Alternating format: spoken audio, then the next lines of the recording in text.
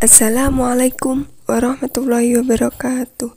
Pada kali ini kita akan belajar tentang sejarah kebudayaan Islam pada kelas 8 dengan materi kemajuan peradaban Islam masa Daulah Ayyubiyah. Adapun kompetensi intinya yaitu KI 1 menghargai dan menghayati ajaran agama yang dianutnya.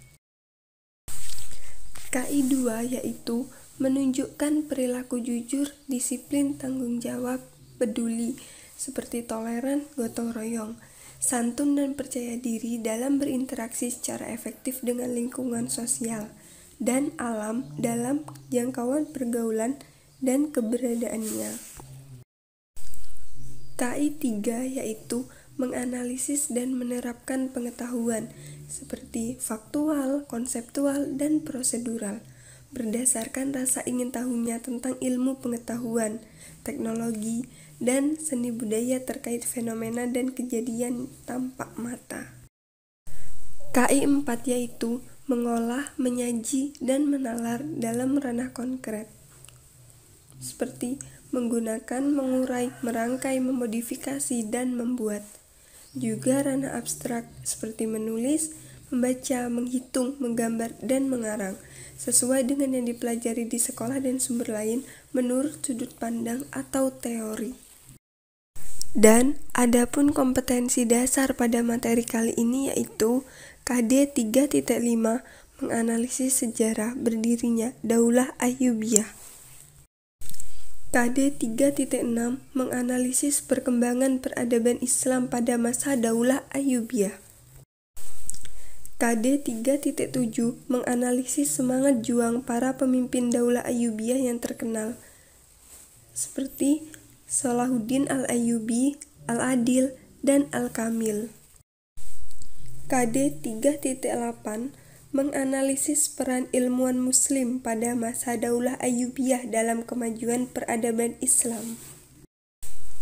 KD 3.9 menganalisis sejarah Daulah Mamluk dalam membangun peradaban Islam di Mesir. Dan tujuan pembelajaran dalam materi kali ini yaitu melalui pendekatan saintifik dengan metode kooperatif, siswa diharapkan mampu 1. Mampu menjelaskan sejarah kemajuan peradaban Islam masa Daulah Ayyubiyah dengan tepat. Yang kedua, mampu menjelaskan proses berdirinya masa Daulah Ayyubiyah dengan tepat. Yang ketiga, mampu menjelaskan faktor-faktor pendukung berdirinya Daulah Ayyubiyah dengan tepat. Yang keempat, mampu menjelaskan peradaban Islam masa Daulah Ayyubiyah dengan tepat. Adapun indikator pencapaian pembelajaran pada materi kali ini yaitu 1.5.1 menunjukkan penghargaan terhadap perjuangan Islam dari proses berdirinya Daulah Abbasiyah. 1.6.1 meyakini pengembangan peradaban Islam merupakan kewajiban setiap umat Islam. 1.6.1 menekankan semangat juang pemimpin Daulah Abbasiyah merupakan spirit ajaran Islam. 2.5.1 membentuk sikap gigih dan sabar dalam mewujudkan cita-cita. 2.6.1 membiasakan perilaku konsisten dalam mengembangkan ilmu pengetahuan. 2.6.1 meneladani sikap tegas dan toleran sebagai semangat juang para pemimpin Daulah Abbasiyah. 3.5.1 menelaah sejarah dari peristiwa berdirinya Daulah Ayyubiyah. 3.6.1 menemukan kemajuan peradaban Islam masa Daulah Ayyubiyah. 3.6.1 menegaskan semangat pemimpin besar Daulah Ayyubiyah seperti Salahuddin Al-Ayyubi, Al-Adil, dan Al-Kamil.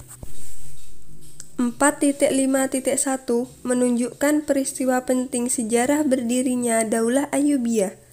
4.6.1 menceritakan kemajuan peradaban Islam masa Daulah Abbasiyah. 4.6.1 merumuskan karakter positif yang patut diteladani dari penguasa besar atau terkenal Daulah Ayyubiyah. Adapun langkah-langkah pembelajarannya, yang pertama kegiatan awal. Dalam kegiatan awal ini mencakup yang pertama, guru mengucapkan salam dan berdoa bersama. 2. Guru memeriksa kehadiran kerapian berpakaian. 3. Guru menyampaikan tujuan pembelajaran. Selanjutnya yaitu kegiatan inti. Pada kegiatan inti meliputi 1. Guru menjelaskan kepada siswa tentang proses berdirinya Daulah Ayyubiyah.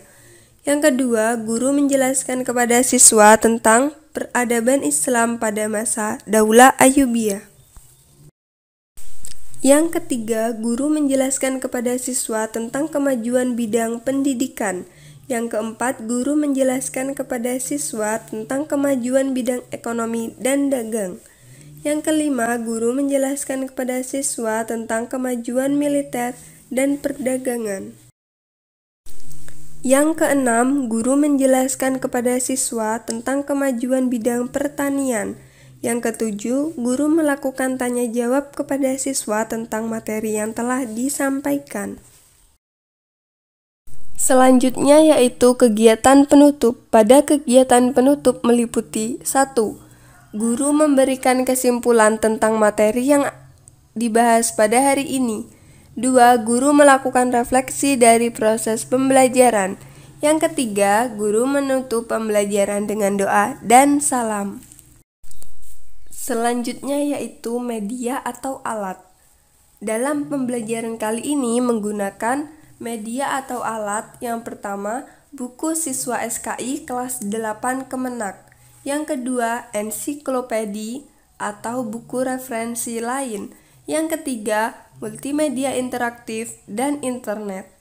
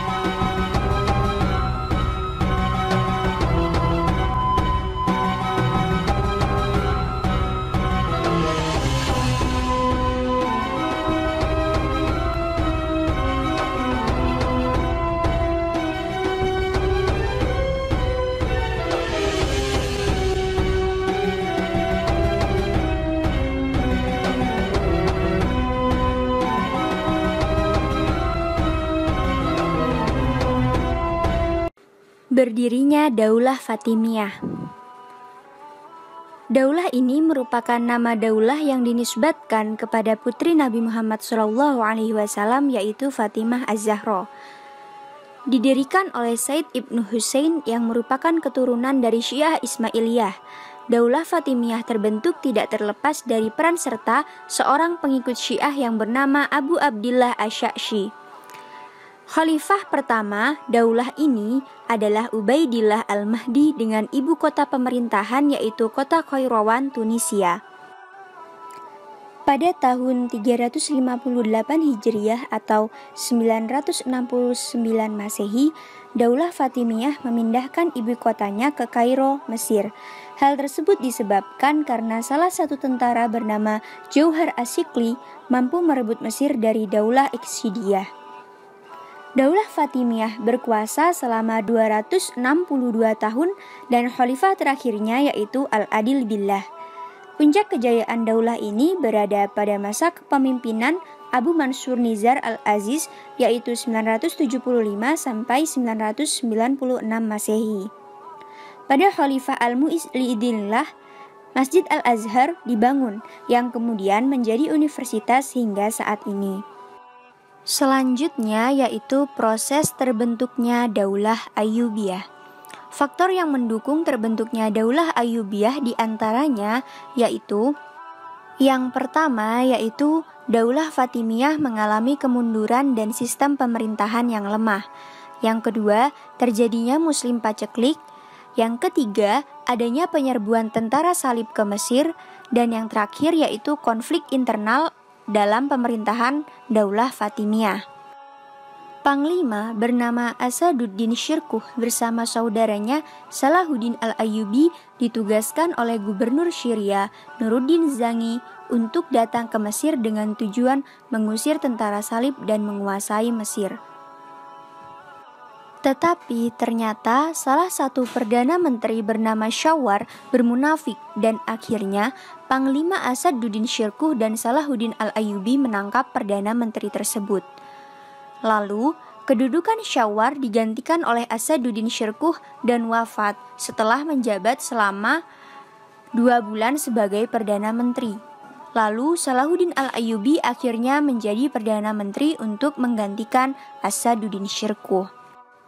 Lebih singkatnya, bertepatan dengan wafatnya Khalifah Al-Adil Billah pada 10 Muharram 1171 Masehi, Salahuddin Al-Ayyubi memproklamirkan berdirinya Daulah Ayyubiyah dan berakhirnya pemerintahan Daulah Fatimiyah.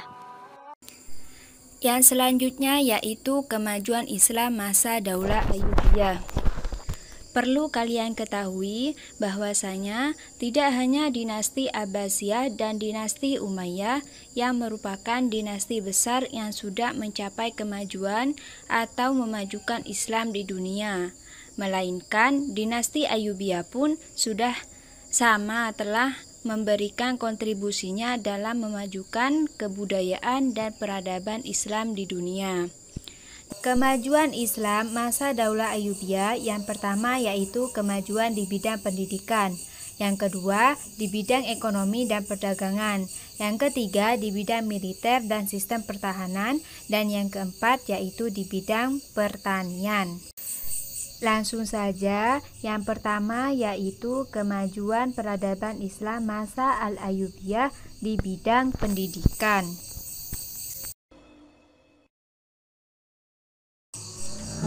Kemajuan yang dicapai dinasti Ayyubiyah di bidang pendidikan diantaranya adalah menjadikan Damaskus dan Kairo menjadi kota pendidikan. Dinasti Ayyubiyah mendirikan madrasah-madrasah di Damaskus yang fokus mempelajari hadis. Madrasah-madrasah ini menjadi bagian dari masjid atau masjid yang secara umum digunakan sebagai madrasah. Model pendidikan madrasah ini mengikuti model pendidikan madrasah Nizamiyah di Baghdad. Sebagian madrasah telah didirikan sebelum masa dinasti Ayyubiyah.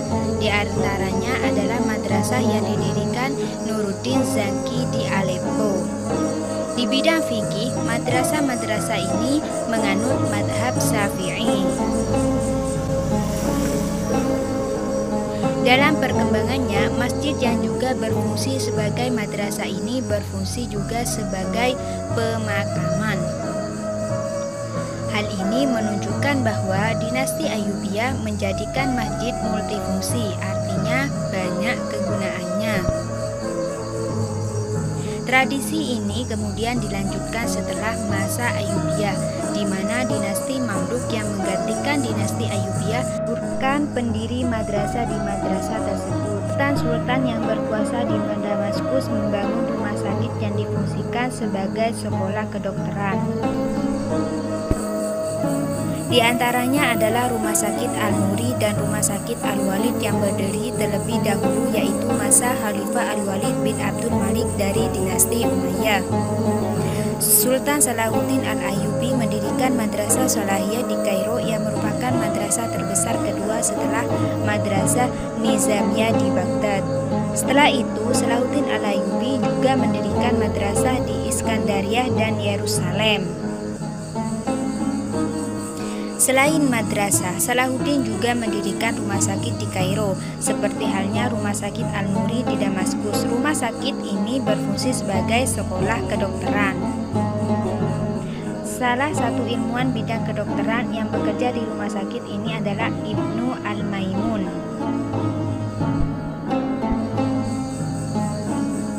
Dari dinasti Fatimiyah, Salahuddin merevisi dua lembaga keilmuan, yaitu Darul Hikam dan Universitas Al-Azhar. Darul Hikam yang didirikan oleh Al-Aziz oleh Salahuddin Al-Ayyubi dikembangkan menjadi Departemen Pendidikan dan Penerjemahan. Sedangkan Universitas Al-Azhar oleh Salahuddin dirubah mazhabnya dari Syiah ke Sunni.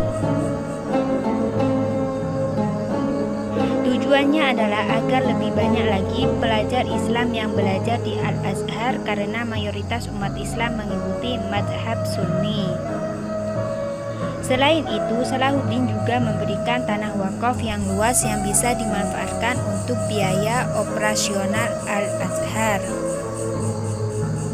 Dari hasil tanah wakaf tersebut, Universitas Al-Azhar bisa memberikan beasiswa kepada pelajar di Al-Azhar dari seluruh dunia. Selanjutnya yaitu kemajuan di bidang ekonomi dan perdagangan. Yang dilakukan pemerintahan Daulah Ayyubiyah bidang perekonomian antara lain: yang pertama yaitu membangun perdagangan dengan kota-kota di Laut Tengah dan Laut Hindia, menyempurnakan sistem perpajakan, mencetak mata uang, dan mengembangkan industri. Sejak saat itu, dunia ekonomi dan perdagangan sudah menggunakan sistem kredit, bank, letter of credit, bahkan ketika itu sudah ada mata uang yang terbuat dari emas. Kota Kairo menjadi jalur perdagangan antara Asia dan Eropa, menghubungkan jalur perdagangan Laut Merah dan Laut Tengah dengan Eropa. Pada saat itu, kaum muslimin bepergian ke negara-negara Eropa dengan membawa korma, madu, dan kain wol. Ketika kembali, mereka membawa hasil produksi Eropa. Di dalam negeri telah terjadi hubungan perdagangan yang baik antara Syam dan Mesir.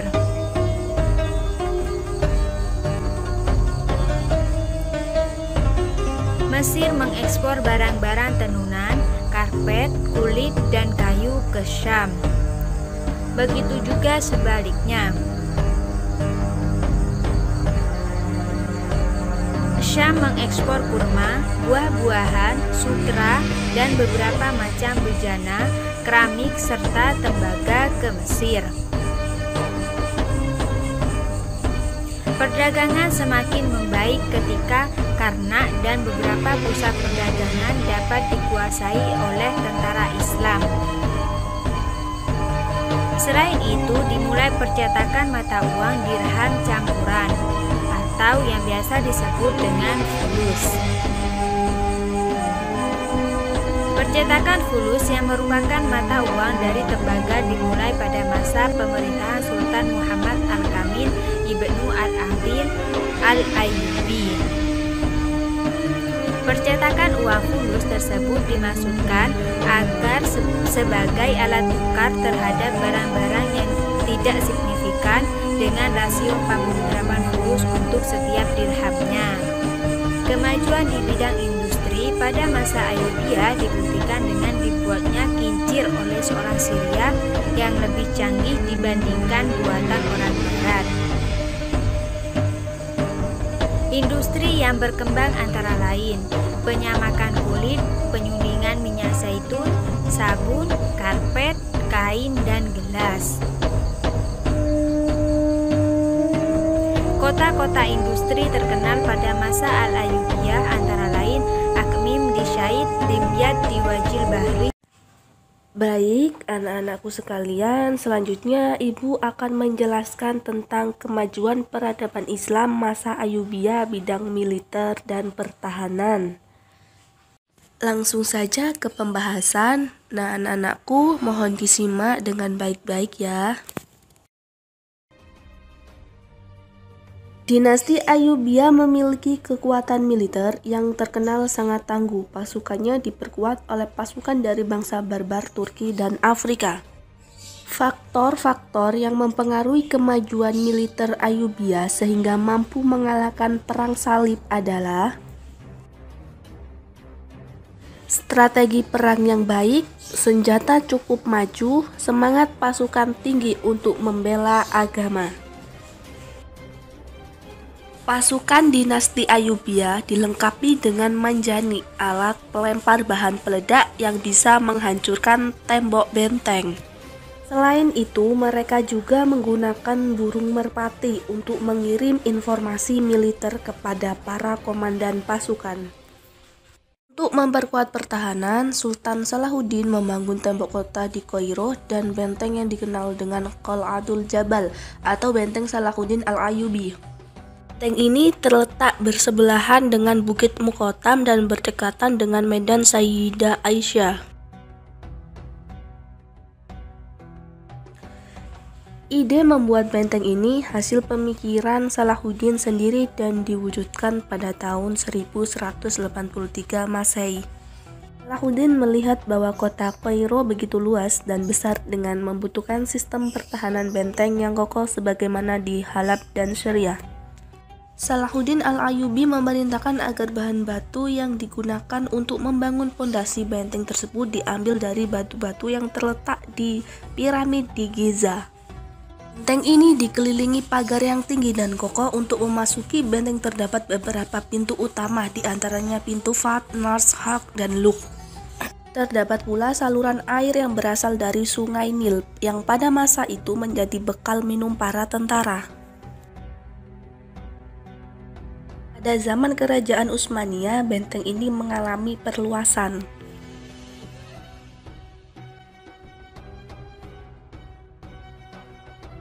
Benteng ini di dalamnya dilengkapi museum yang menyimpan benda-benda bersejarah seperti perhiasan raja-raja Mesir dan surat Nabi Muhammad kepada Raja Mesir. Tahun 1171 Masehi, Salahuddin membangun benteng di perbatasan Mesir yang disebut Benteng Taba yang berfungsi melindungi Mesir dari serangan tentara salib. Selain di Mesir, benteng Salahuddin juga terdapat di Syria. Di antaranya adalah Benteng Sauneh kuno yang kemudian dikuasai Salahuddin. Benteng-benteng dinasti Ayyubiyah dilengkapi dengan berbagai sarana seperti masjid, madrasah, perkantoran, pemukiman. Benteng-benteng ini dikenal dengan istilah citadel yang merupakan bukti kemajuan dinasti Ayyubiyah di dalam bidang militer dan pertahanan. Selanjutnya yaitu poin kemajuan peradaban Islam masa Ayyubiyah bidang pertanian. Mesir menjadi pusat dinasti Ayyubiyah adalah negara agraris mengandalkan sektor pertanian. Tanah di sekitar Sungai Nil sangat subur karena luapan Sungai Nil membawa lumpur yang mengandung humus yang subur. Mesir menjadi lumbung pangan sehingga menjadi rebutan berbagai bangsa untuk dikuasai. Dinasti Ayyubiyah telah mengambil berbagai tindakan untuk meningkatkan produksi pertanian, antara lain A. Mengambil terusan dan kanal untuk irigasi lahan pertanian. B. Membangun jalan untuk memperlancar pengiriman hasil pertanian. Hasil produksi di bidang pertanian antara lain gandum, kacang full, kedelai, adas, bawang putih, bawang merah, jintan, lombak, semangka, terung, wijan, dan kapas. Dari beberapa hasil pertanian tersebut, yang terpenting adalah gandum karena merupakan makanan pokok masyarakat. Lahan pertanian gandum menepati areal terbesar dari lahan subur yang ada di Mesir.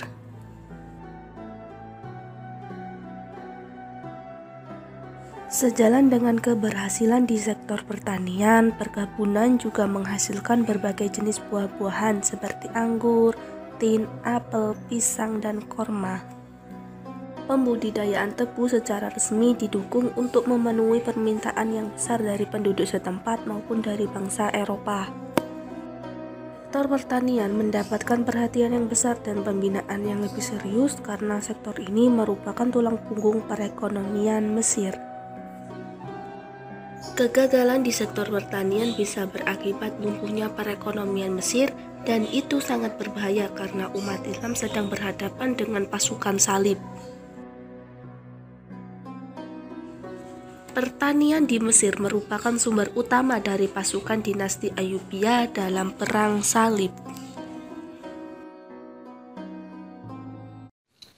Berikutnya yaitu evaluasi. Siapkan alat tulis kalian untuk menjawab soal-soal yang ada. Yang pertama, tuliskan secara singkat proses berdirinya atau terbentuknya Daulah Ayyubiyah. Yang kedua, jelaskan penyebab utama runtuhnya Daulah Abbasiyah. Yang ketiga, jelaskan mengapa Daulah Fatimiyah mengalami kemunduran. Yang keempat, jelaskan bukti pencapaian kemajuan Daulah Ayyubiyah di bidang pendidikan.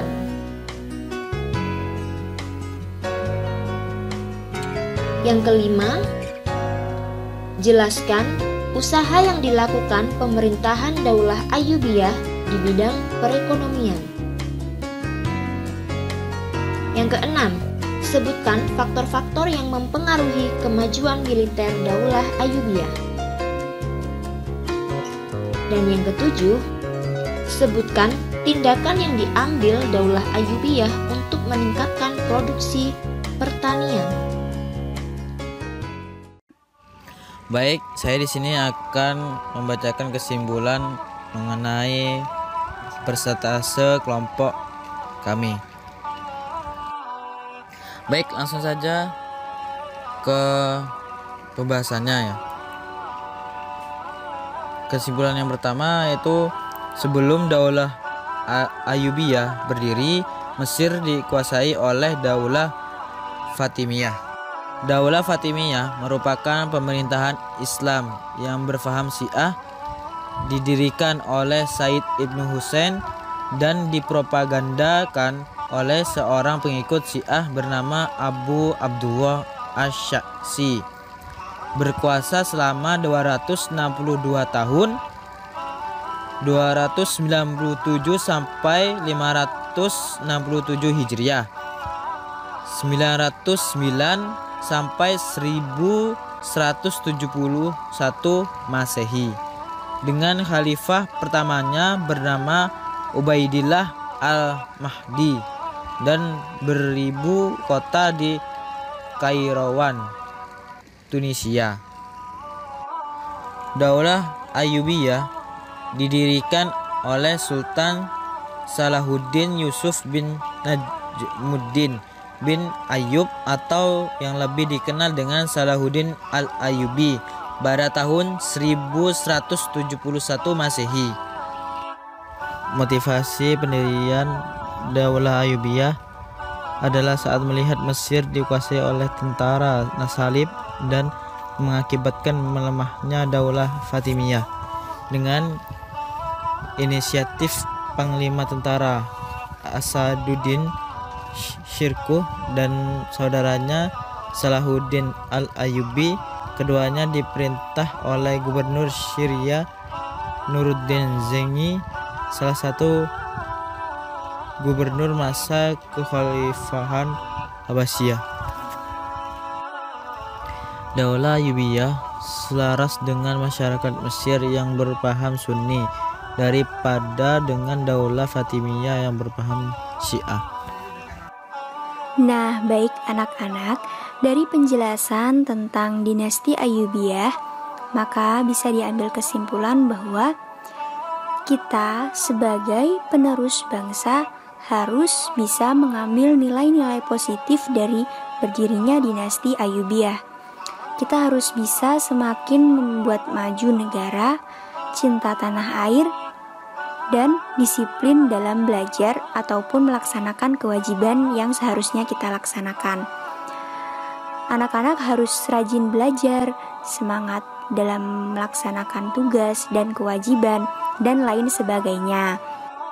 Nah, untuk pembelajaran di pertemuan berikutnya, kita akan membahas tentang pemimpin besar dan kemajuan ilmuwan pada masa Daulah Ayyubiyah. Diharapkan untuk semua siswa untuk segera membaca terlebih dahulu agar bisa lebih paham untuk materi berikutnya. Baik, sebelum kita menutup pembelajaran pada pertemuan kali ini, alangkah baiknya kita menutup dengan membaca hamdalah bersama-sama. Alhamdulillahirabbil alamin. Cukup sekian yang dapat Ibu dan Bapak Guru sampaikan. Kurang lebihnya mohon maaf. Wassalamualaikum warahmatullahi wabarakatuh.